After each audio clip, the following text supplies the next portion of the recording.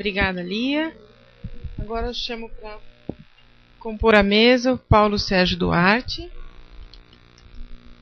Paulo Sérgio é crítico, professor de História da Arte e pesquisador do Centro de Estudos Sociais Aplicados da Universidade Cândido Mendes. É diretor do Centro Cultural Cândido Mendes, da mesma universidade, e autor de livros como Anos 60, Transformações da Arte no Brasil, publicado em 1998, A Trilha da Trama e Outros Textos sobre Arte, de 2004, e Arte Brasileira Contemporânea, um Prelúdio, de 2008, entre outros. Então, passo a palavra ao Paulo. E Arte Brasileira Contemporânea, um Prelúdio, de 2008... Boa tarde. Eu quero agradecer ao Tadeu Chiarelli e ao Grupo de Arte e Fotografia da ECA por essa oportunidade de estar aqui com vocês. Quero também agradecer muito essa ocasião que me deu ali a Chaya de me aproximar do trabalho dele. Eu estou aqui me identificando muito com o Thiago Gil ontem, porque, embora eu não seja a primeira vez que eu participo de um seminário, é claro, mas é a primeira vez que eu me aproximo de uma obra em contato muito recente com ela. É a primeira vez na minha vida, ou seja, eu comecei a minha experiência crítica em 1973 e nunca tinha feito isso. Eu demoro muito para escrever alguma coisa sobre alguém e normalmente eu escrevo a partir de uma convivência de muitos anos no ateliê, quando eu escrevo meu primeiro texto. Então eu senti um pouco como uma provocação esse convite do Tadeu e eu resolvi aceitar, porque tudo tem uma primeira vez, né? E eu fiquei muito feliz de ser o trabalho da Lia, que eu já te conhecia ocasionalmente de exposições na Vermelho e em outros locais, mas nunca tinha tido uma visão de conjunto, e nessa oportunidade da questão do específico fotográfico na obra dela. O título é dado pela própria equipe que organizou o seminário. Eu queria dividir essa comunicação na primeira parte. Eu queria falar de uma questão mais genérica sobre a questão da técnica. E na segunda parte, então, me aproximar do trabalho uma tentativa de aproximação. Que, como me lembro, ao contrário do Thiago Gil, que deu 3 saltos ontem, eu não vou dar salto porque pato novo não mergulha fundo.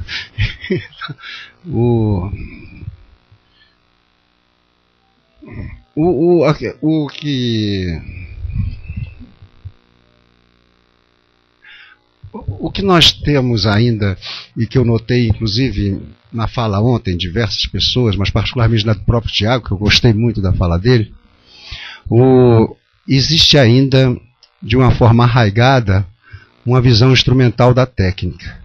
Essa visão instrumental da técnica é uma visão herdada do século XIX, onde tanto pensadores conservadores quanto pensadores revolucionários, como Marx, pensavam a técnica enquanto neutra, e que dependia das relações dos homens entre si, do uso que se faria da técnica. A técnica poderia ser usada para um determinado fim ou para determinado outro. E o que eu acho que já é o momento, a partir de contribuições do século XX, de reler essa experiência da técnica. Como essa experiência da técnica foi relida particularmente por um pensador como Heidegger, e Heidegger ficou 8 meses na reitoria de uma universidade durante o nazismo, ele não é citado pelos escritores da escola de Frankfurt, que se alimentam diretamente da questão da técnica de Heidegger. Particularmente o livro One Dimensional Man, né, escrito originalmente em inglês pelo Marcuse, é claro que passou o Heidegger por ali, mas não há uma nota de pé de página, nenhuma menção, porque era quase um pecado original se referir. Quem obrigou a revisão do Heidegger num pensamento não conservador ou num pensamento do progresso no campo ocidental, depois no segundo pós-guerra, foi particularmente a relação de Heidegger com Hannah Arendt. Essa relação obrigou muita gente a rever o que era o Heidegger, que o Heidegger não podia ser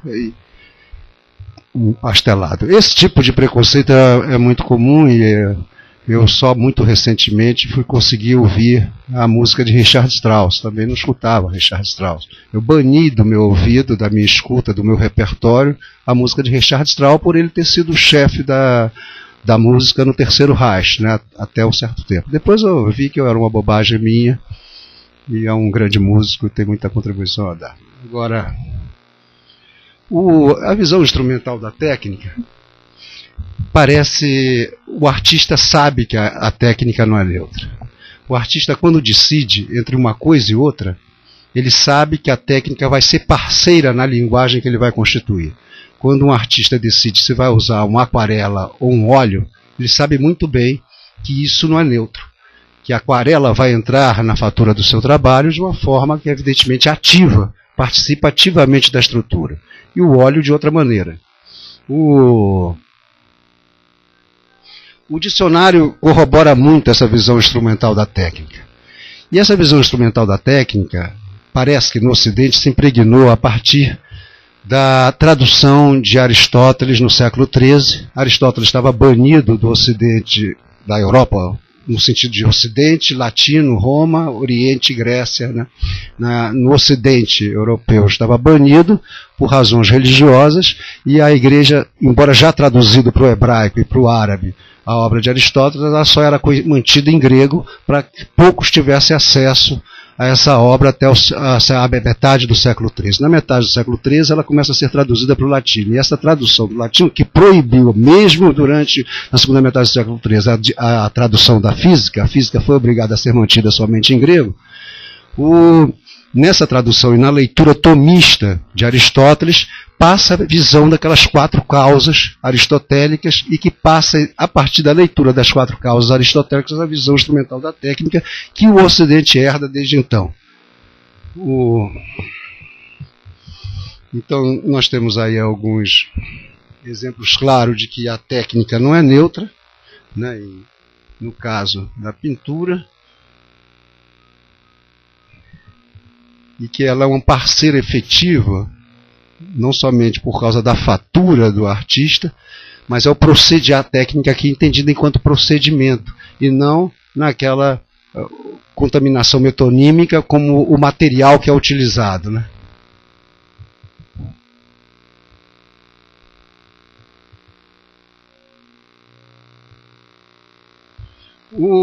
Quando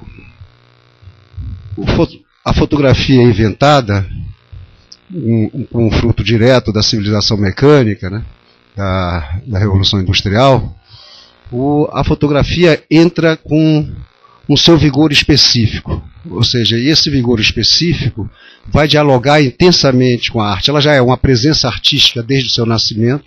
Evidentemente, as primeiras fotografias já têm uma dimensão poética evidente, que era evidentemente sonegada pela academia, mas que o estatuto poético é inevitável quando se vê uma das primeiras fotografias, que ali há algo mais do que uma simples construção de imagem por razões técnicas.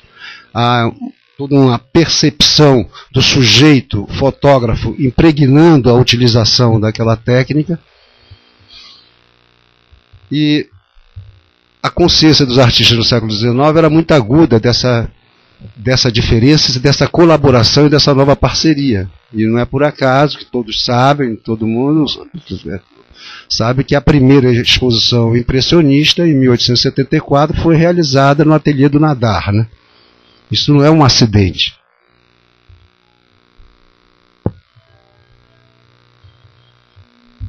E a presença particularmente do retrato e paisagem vão ser reformulados na experiência pictórica a partir da experiência fotográfica. Ou seja, a experiência fotográfica obriga também uma nova reflexão sobre o retrato e a paisagem pelos próprios pintores. Os pintores poderão tanto ir muito mais longe, quanto ficar muito mais perto do modelo, a partir do contato e da relação que eles estabelecem com a fotografia.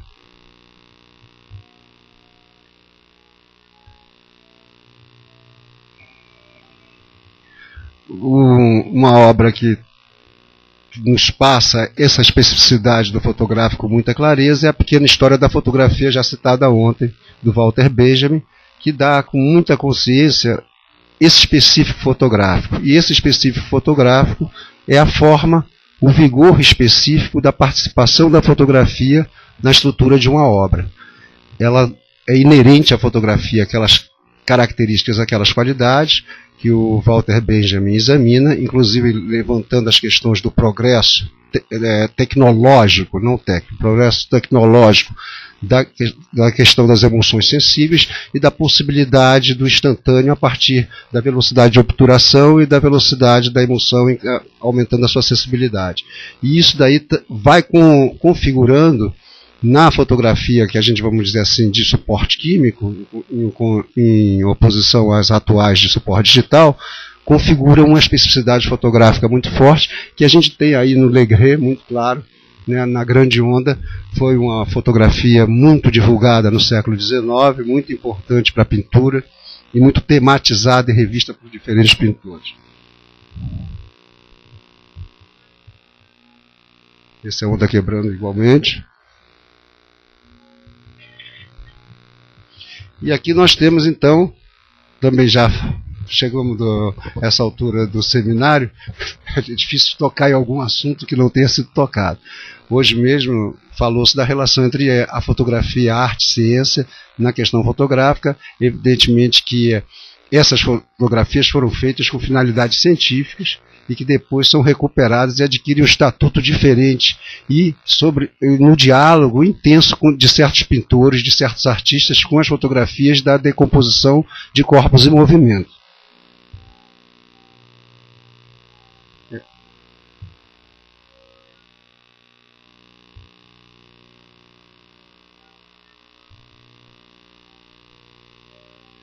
É uma da página da publicação do estudo.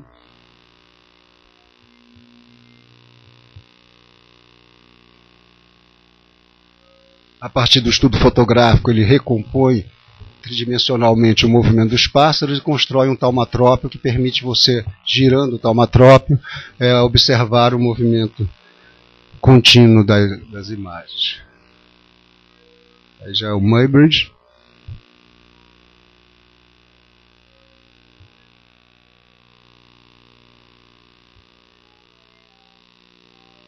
E aí nós temos alguns exemplos de como os diferentes pintores, diferentes artistas trabalharam essa relação entre a fotografia dos estudos em movimento, dando-lhe uma configuração plástica especificamente pictórica, mas onde o diálogo com o específico fotográfico está aí dentro. Hoje se diria que era uma estrutura híbrida, né? Se diria que é híbrido, do fotográfico e do pictórico.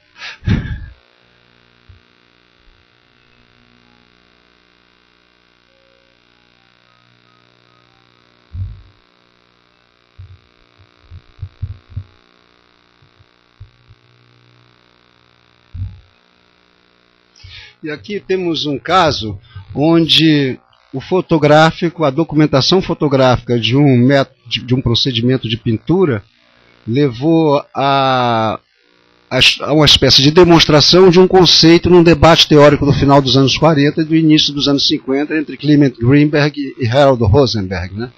Onde as fotografias do Hans Namuth sobre o trabalho do Pollock servem para a defesa da tese de Harold Rosenberg, né? Essas fotografias foram muito divulgadas, é uma série imensa, né, das fotografias do Hans Namuth e do Pollock trabalhando, do Pollock pintando, e tem até o filme, onde o Pollock se prestou a fazer uma pintura sobre vidro, com a câmera colocada de baixo para cima, focando a ação dele sobre o vidro onde ele pintava.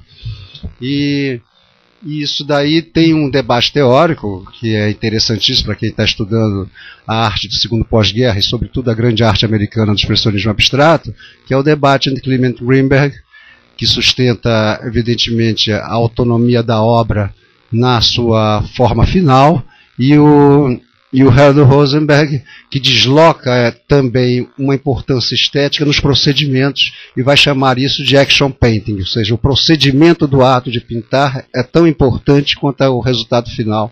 E o Harold Rosenberg não é um crítico qualquer. Para os mais jovens que, se não tiver, por acaso não tiveram contato com a obra dele, eu acho que todos aqui tiveram, mas é ele é um pensador também da cultura, é um crítico literário também. Tem um texto muito importante, a meu ver, para conhecer a arte americana desse período, que é a paródia da pintura americana, que está na tradição do Novo, editado aqui, traduzido, editado aqui pela editora Perspectiva, e tem uma visão diferente do Clement Greenberg, inclusive ao longo da sua carreira. Na verdade, o pintor preferido dele desse período é o de Kooning, dele pessoalmente, Harold Rosenberg. Ele preferia o Apollo. E ele tem uma obra sobre toda essa geração, tem livros sobre Barnett Newman.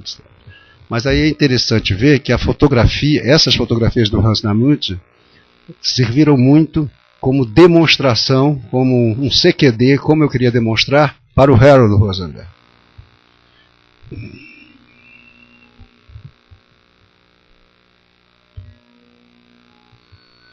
Então, a questão de pensar, revisar essa visão instrumental da técnica, pensar a técnica enquanto neutra, eu selecionei algumas passagens do ensaio, do estudo da questão da técnica do Heidegger, para que a gente possa pensar melhor o que foi perdido na noção de técnica que nos foi legado a partir da segunda metade do século XII, depois da leitura tomista de Aristóteles. Ou seja, onde a técnica fica reduzida ao campo das quatro causas. Então, de acordo com uma antiga lição, né, vocês vão lembrar, a essência de alguma coisa é aquilo que ela é. Questionar a técnica significa, portanto, perguntar, desculpe os hífens fazem parte de um vício de Heidegger, a mania de hifenizar as palavras, em português não faz tanto sentido quanto em alemão, né? Perguntar o que ela é. Todo mundo conhece ambas as respostas que respondem esta pergunta. Uma diz, técnica é meio para um fim. A outra diz, técnica é uma atividade do homem. Ambas as determinações da técnica pertencem reciprocamente uma à outra, pois estabelecer fins, procurar e usar meios para alcançá-los é uma atividade humana. Pertence à técnica a produção e o uso de ferramentas, aparelhos e máquinas, como a ela pertencem estes produtos e utensílios em si mesmos, e as necessidades a que elas servem. O conjunto de tudo isto é a técnica. A própria técnica é também um instrumento, em latim, instrumento. A concepção corrente da técnica de ser ela um meio e uma atividade humana pode se chamar, portanto, a determinação instrumental e antropológica da técnica.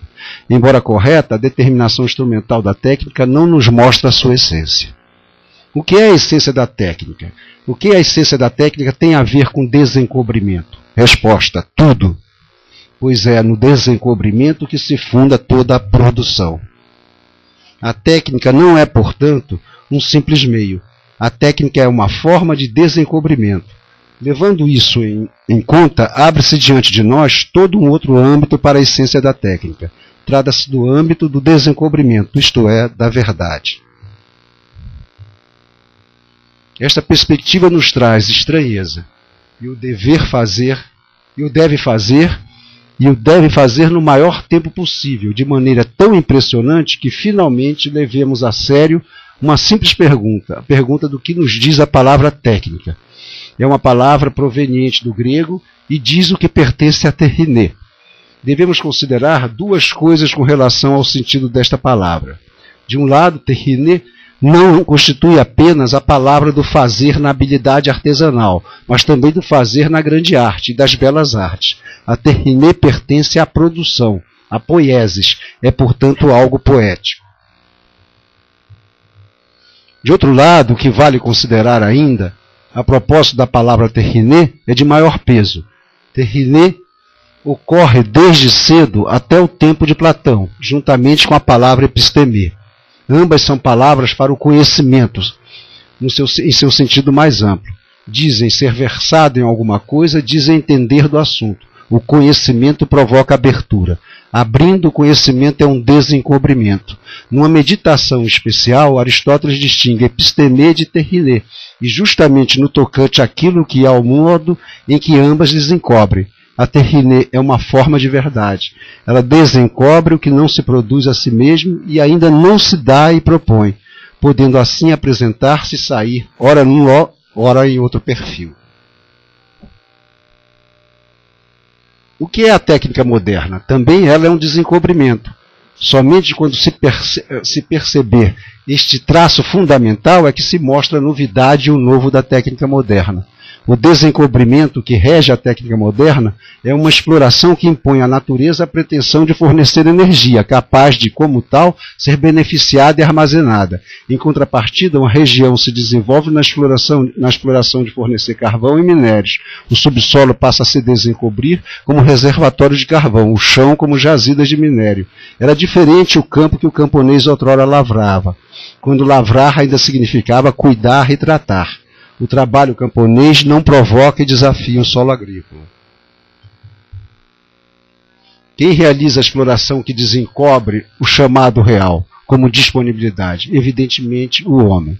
Somente à medida que o homem já foi desafiado a explorar as energias da natureza é que se pode dar e acontecer o desencobrimento da disposição. Se o homem é, porém, desafiado e disposto, não será então que mais originariamente do que a natureza, ele, o homem, pertence à disponibilidade? Se o desencobrimento não for um simples feito do homem, onde é e como é que ele se dá e acontece?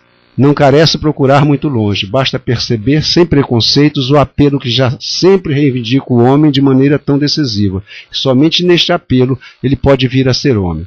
Sempre que o homem abre olhos e ouvidos e desprende o coração, sempre que se entrega a pensar os sentidos e a empenhar-se por propósitos, sempre que se solta em figuras e obras, ou se esmera em pedidos e agradecimentos, ele se vê inserido no que já se lhe revelou. O desencobrimento já se deu em sua propriedade todas as vezes que o homem se sente chamado a acontecer em modos próprios de desencobrimento. Por isso, desvendando o real, vigente com seu modo de estar no desencobrimento, o homem não faz senão responder ao apelo do desencobrimento, mesmo que seja para contradizê-lo.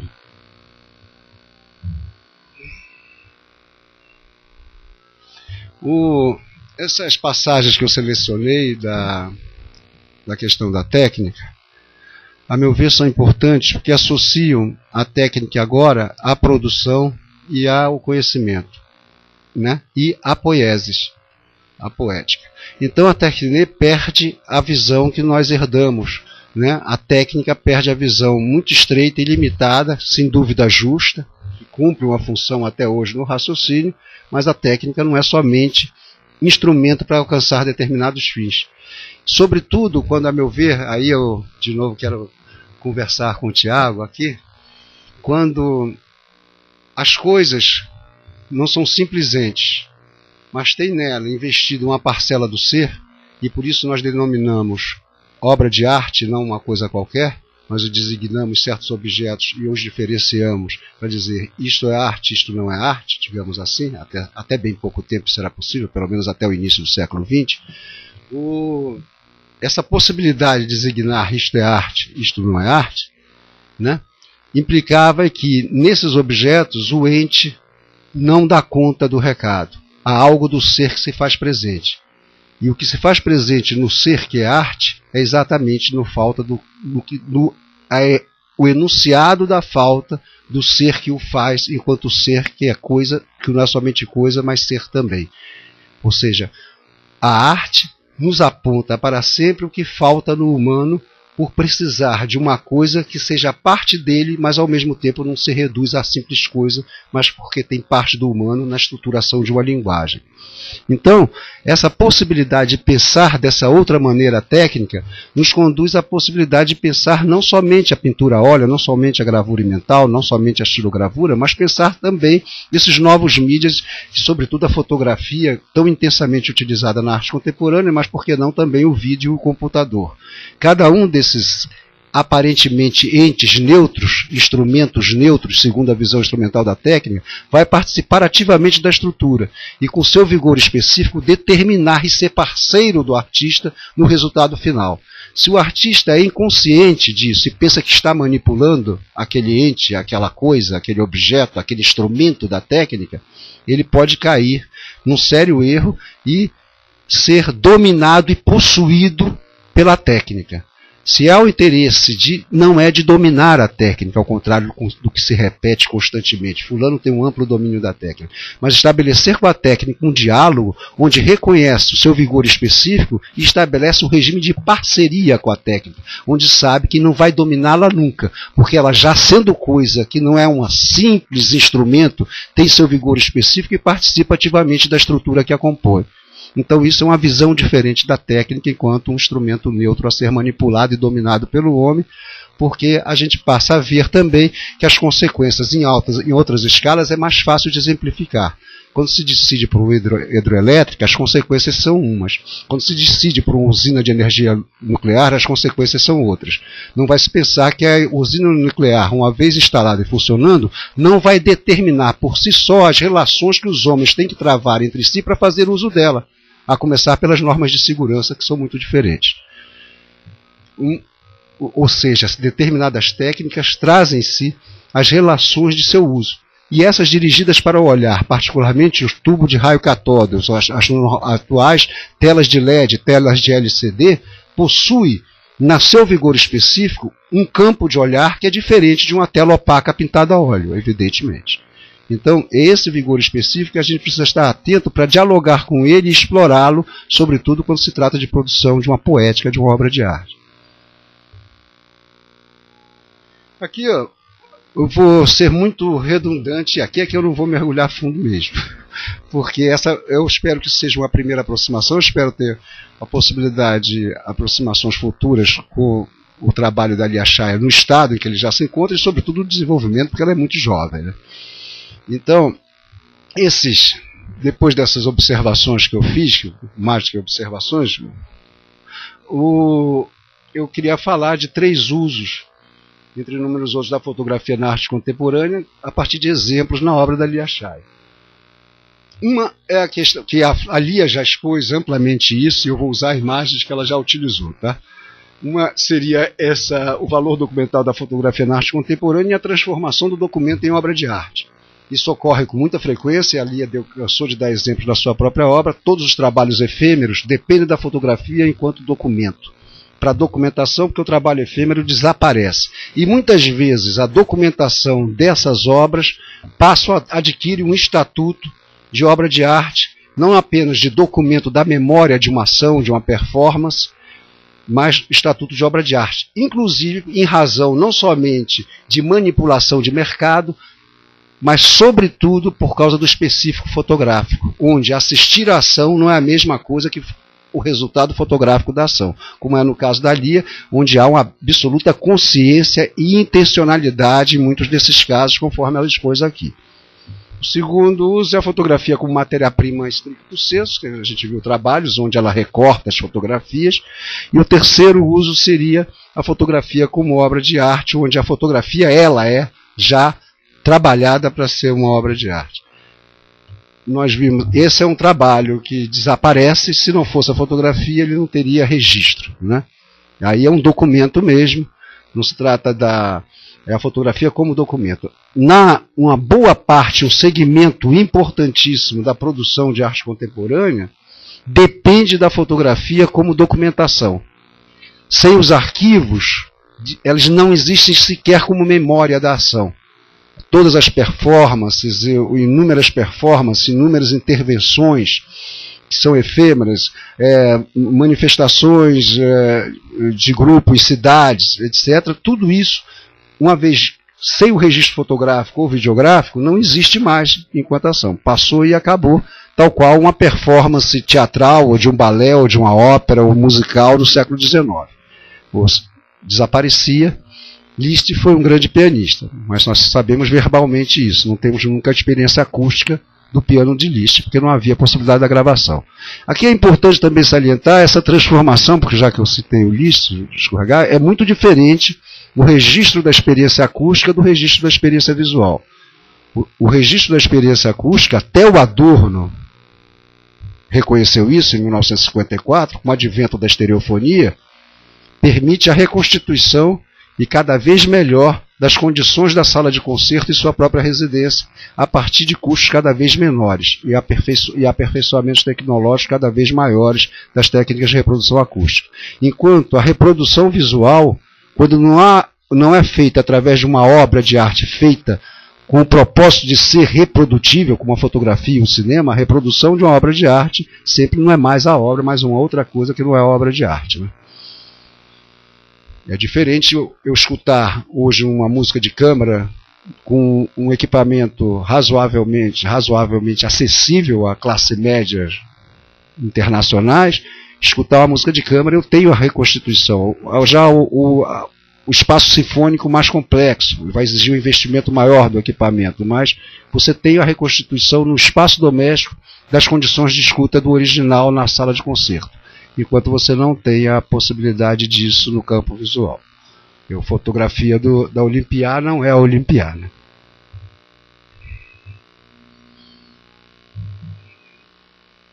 Aí a gente já viu esses trabalhos, eu vou passar rápido para a gente entrar na discussão e na conversa sobre o trabalho e ver os vídeos também, para poder ver os vídeos, porque eu vou repetir aqui imagens que já foram vistas, tá? Mas aí é o caso típico de uma ação que sem a fotografia não existiria na memória. Não existiria memória e mais do que isso, ela passa a ser uma obra a partir da documentação e da apresentação fotográfica dela, ela é a obra da performance, é o segundo momento de existência dessa obra. Ela existe no momento, na efemeridade da ação que é apagada pela água, e no segundo momento, quando é fixada fotograficamente. Aí eu acho que aí é evidente a presença da fotografia. Nessa relação entre corpo e cidade, que a própria Lia já estou vendo os trabalhos dela, na extensão que eu comecei a ver desde ontem, e não apenas desde ontem não, desde a semana passada, na extensão que eu comecei a ver, um livro que me veio muito à memória foi o Carne e Pedra, do Richard Sennett, que é uma história da cidade através da relação do corpo com a cidade. Era um livro que ele ia escrever com Michel Foucault, quando Michel Foucault morreu, e ele terminou a obra sozinho. Esse livro do Sennett está traduzido também para o português, numa tradução apenas razoável, mas que tem um primeiro capítulo muito interessante das relações das mulheres na cidade grega com a cidade e com o corpo, e como elas construíam o seu próprio gueto para sobreviver nos rituais próprios da feminilidade, dentro de certas situações nos terraços da casa à noite. O livro é muito mais do que isso, né? Eu estou me lembrando desse capítulo, porque isso daí me lembrou muito essa solidão do exibicionismo da mulher, ou não importa se é mulher ou travesti, que exibe seu corpo à noite. No caso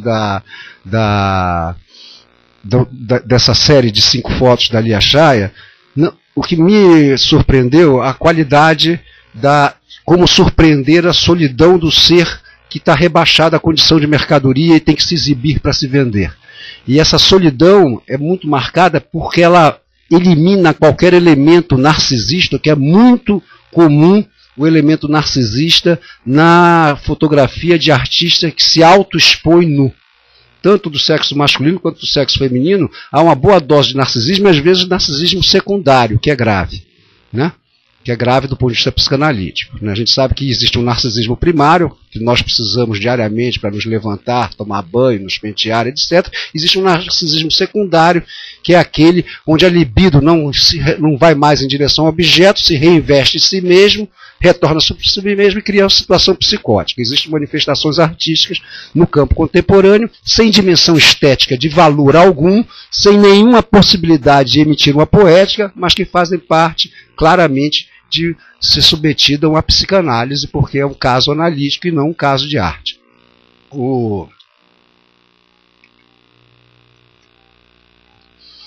E esse daí, a qualidade desses trabalhos da Lia, me surpreenderam exatamente por isso. Porque é diferente do narcisismo tão comum no exibicionismo fotográfico de corpo de artista, mas essa relação intensa com a cidade que ela pega, e no corpo e na solidão da cidade, ela surpreende um aspecto da vida cotidiana muito interessante, e que extrapola a condição miserável da prostituta ou do travesti que tem que vender seu corpo para sobreviver.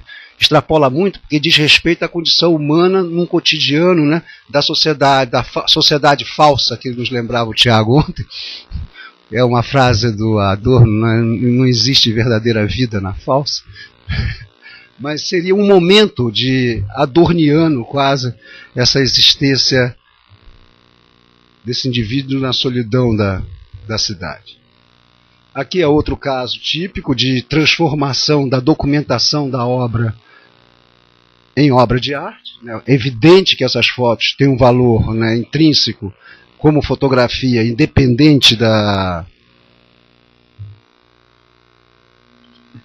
do valor documental.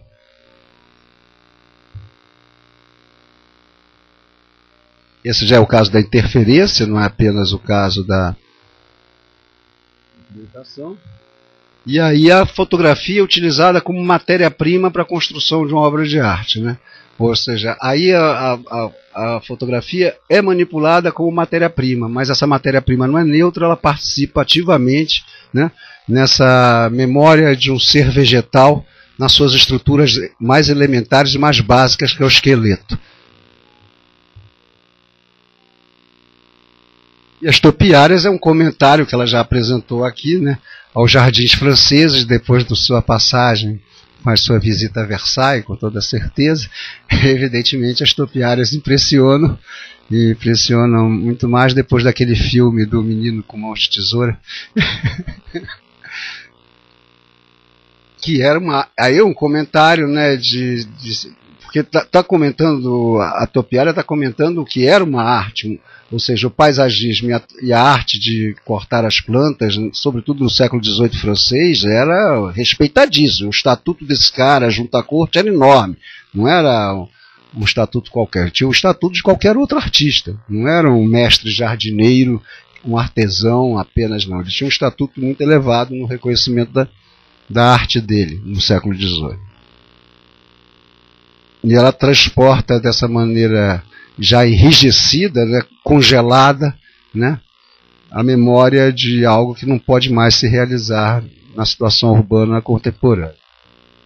Esses aí eu acho muito interessantes, esses trabalhos gostei, para mim me provoca, eu tenho que aprender a falar sobre eles, como eu falei no início, né, eu não vou poder, o contato, é a primeira vez que eu estou tendo contato com muitos desses trabalhos, mas esse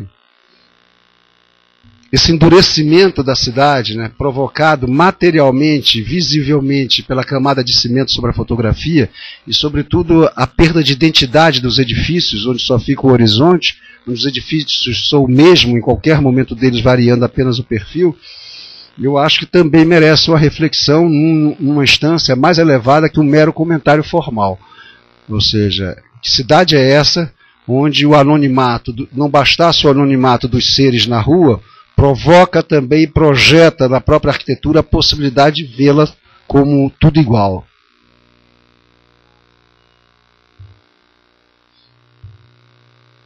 E aí já é diferente, porque aí a fotografia é a construção da própria obra por um mecanismo de edição, né, de simultaneidade, né, claro, tem aí a montagem já fartamente utilizada por artistas que fazem uso da fotografia. Eu acho que as metástases urbanas raramente foram melhor fotografadas do que nessa edição da Lia Chaya dessa fotografia aí, né?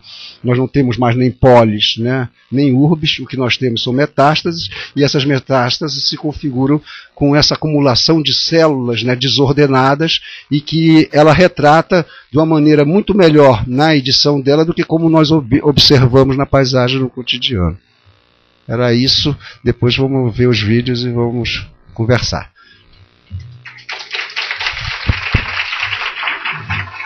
Obrigada, Paulo Sérgio, pela sua fala. Vamos colocar os vídeos, depois a gente tem uns 15 minutos para debate.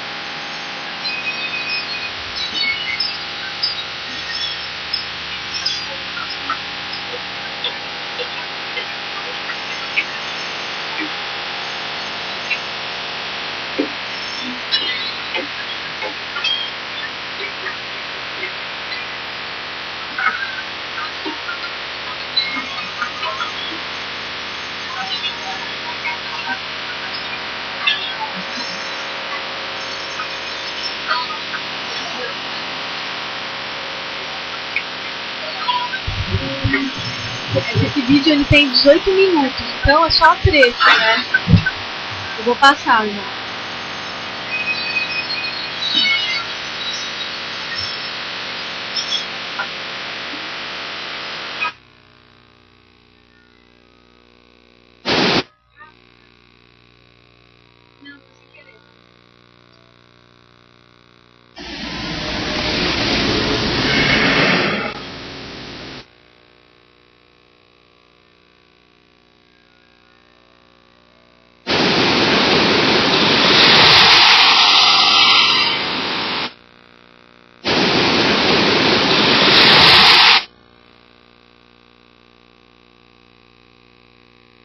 Também só tem um trecho.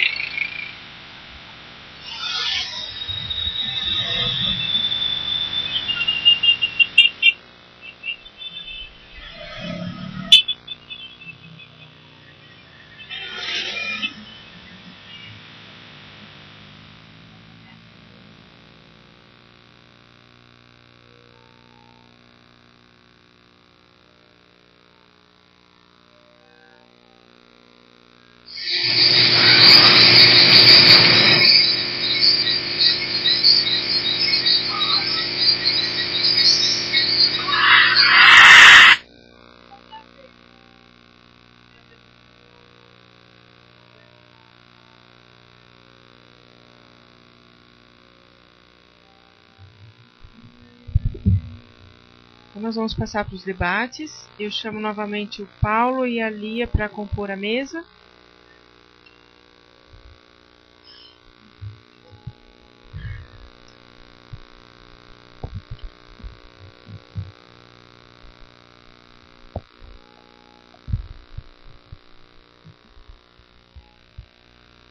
Oi, boa tarde. Dá para ouvir? Eu gostei muito de conhecer um pouco melhor o seu trabalho, Lia, que eu já tinha visto de forma mais pontual. E o que eu acho muito interessante, me interessa também ouvir comentários de ambos sobre o assunto, são as relações entre linguagens que eu acho que aparecem no seu trabalho, que é a fotografia, que é o vídeo, e naquele trabalho sobre que você constrói e desconstrói o castelo de areia, a forma como essas imagens são dispostas no espaço expositivo me faz pensar também na ideia do cinema. Você tem lá como que fotogramas e a presença aí do observador se deslocando para ver as imagens pode dar essa conotação de movimento, né? Então isso eu acho muito interessante, queria ver se vocês podiam tecer alguns comentários sobre isso.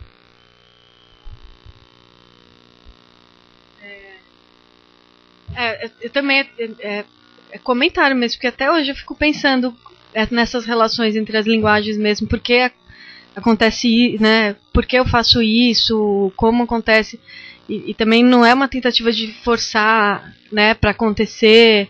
Um pouco vem junto a ideia do vídeo ou da foto, ou pensar, né, que nem o cinema aí com essa série do Castelo de Areia mostrada de uma maneira linear. Já mostrei ela num paredão também, mas eu acho mais legal assim. Eu acho interessante pensar nessas relações da linguagem mesmo. Ele já foi embora, o Cláudio, mas nessa sujeira que ele falou, né? Acho que foi essa palavra que ele usou, né? Não? Acho que mas eu acho legal pensar nisso também. Até hoje eu tento, acho que fazendo, eu vou pensando também, né? Tudo junto, fazer e pensar, pra mim acontece junto, não é só eu penso e faço, ou quando eu tô fazendo eu também tô pensando e acontece junto. Também acho legal refletir sobre isso. E que nem me interessa mesmo isso, porque desde mesmo na faculdade eu já gostava de todas as matérias, assim, gostava de fazer tudo. Eu via a relação entre tudo, não tinha um problema com uma matéria ou outra. Então eu gosto de transitar por essas linguagens e ver que cada uma me oferece também. É junto, assim. Melhor. Não. Foi ótimo. Oi, eu queria fazer uma pergunta meio genérica, mas vamos pegar o da praia, do Castelo de Areia como exemplo, né? Eu queria só saber, assim, a fotografia é para o registro, mas no final quem vai na exposição e vê, tem uma série de elementos ali da linguagem fotográfica que impactam na pessoa, né? Eu queria saber como é que são suas escolhas, por exemplo. A praia estava vazia, o dia estava nublado, você estava de preto, você estava no chão, mas quem tirou a foto estava do alto, então ele tirou uma foto assim, né, de uma posição acima da que você estava. Você controla esses elementos todos para que no final passe a ideia que você queria passar, ou vai só rolando assim? Vamos supor, se naquele dia você tivesse esquecido sua roupa preta, você fala, não, hoje não vai dar, vamos fazer, porque você imagina com que grau de controle o resultado final. É legal, porque eu não...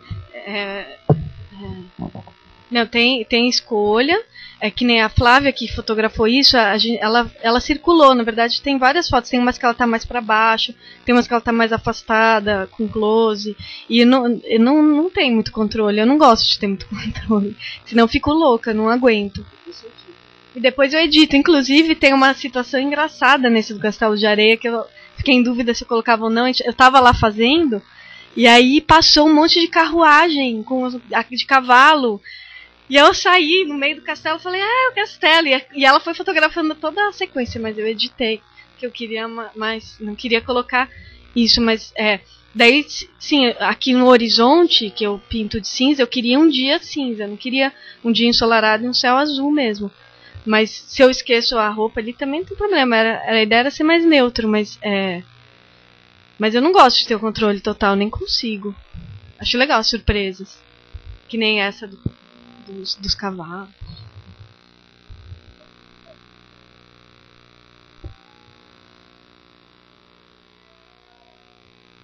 Mais alguma pergunta?